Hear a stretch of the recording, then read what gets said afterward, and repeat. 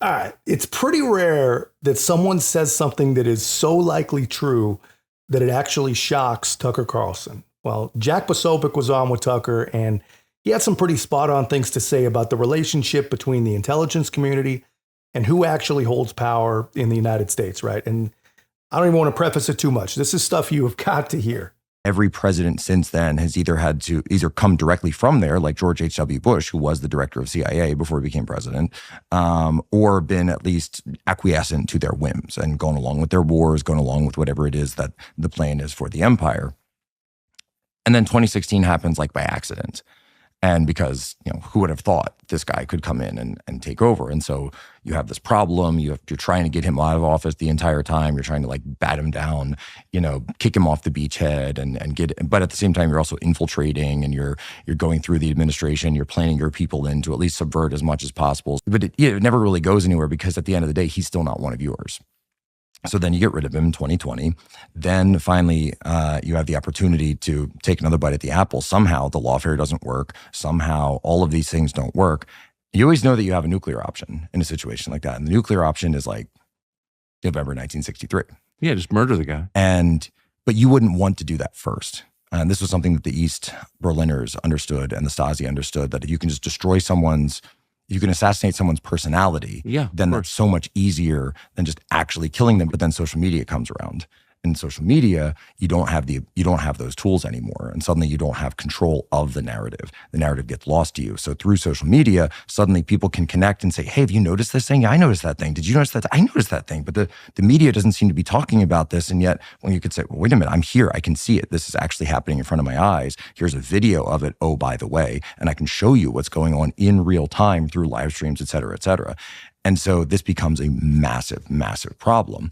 And so all you're left with at that point, so you lose soft power. So the oligarchs lose soft power, the machine loses soft power. Right. And so they have to go back. What do we have left? We have hard power. Persuasion doesn't work. Persuasion isn't working, you go force. So force is you might, raid somebody's home.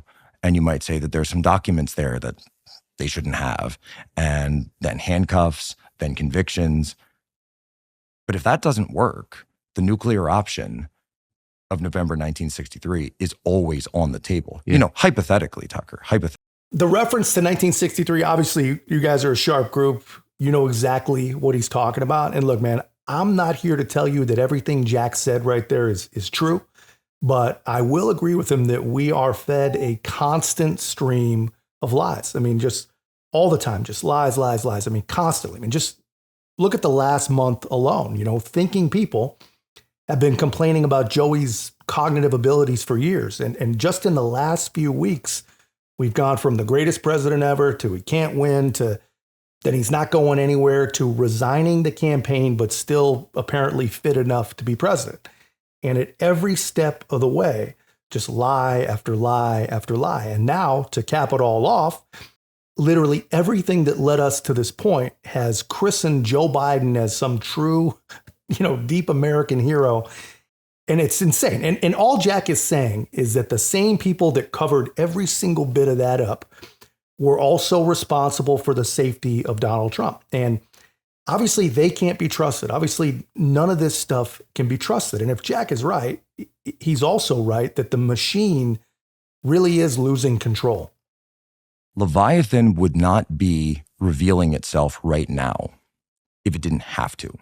If they had total control of the election process, total control of the general election, if they could just say flip a switch and put whoever they wanted in office, they would just do that. You would not see any of these extreme measures being reached to if they could just flip the switch. So there's a problem. Something's broken down. Something has gone wrong, because I think what they're really terrified of is a revolt of the people.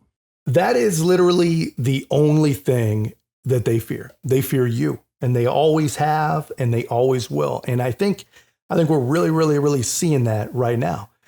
And all their fears are coming to be because people at varying degrees of speed, a lot of people are starting to actually wake up. The more of this stuff that gets exposed, the crazier the media gets with all their gamesmanship and all their rewrites of history. I mean, it's like one evening Joe must go, and then the next morning he's a true American hero, and Kamala is the only choice to save democracy, whether you like that choice or not.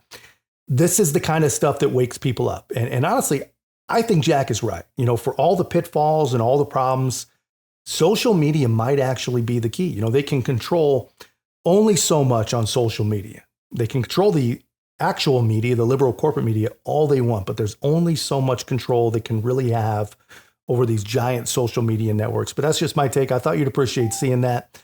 Let me know your thoughts in the comments. And if you haven't already, be a part of our growth. Make sure to like, comment, subscribe. Most importantly, share the channel.